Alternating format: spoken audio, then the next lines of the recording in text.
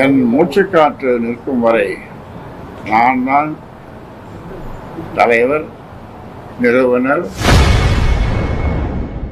தனது உயிர்மூச்சு உள்ளவரை பாமகவின் தலைவர் நான் தான் என அக்கட்சியின் நிறுவனர் ராமதாஸ் அதிரடியாக செய்தியாளர் சந்திப்பில் அறிவித்துள்ளார். பாட்டாளி மக்கள் கட்சியினுடைய தொண்டர்கள், பாட்டாளி மக்கள் கட்சியினுடைய தொண்டர்களாக நான் சொல்வதில்லை.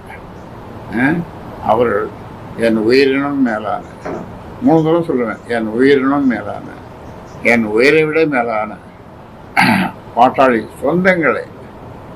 அந்த சொந்தங்களே என்று சொல்லும்போது எனக்கு ஏற்படுகிற பூரிப்பு, ஆனந்தம் அது சொல்லி மாறாது. ஆனால் இவரை பார்க்கும் பொழுது ஏற்படுகிற அதிர்ச்சி, மனக்குமுறல்கள், எனக்கு பிபி ஏறுது. நான் சேலம் போயிருக்கும்போது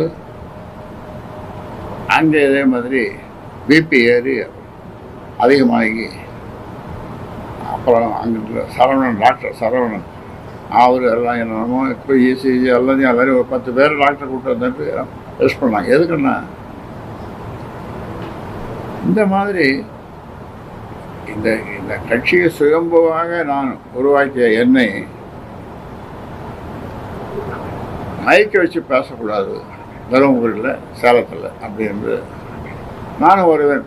நீ வரது நான் வேணான்னு சொல்லலை. 200 பேருக்கு மேலே கூடக்கூடாது. இதெல்லாம் கட்டளைகள்.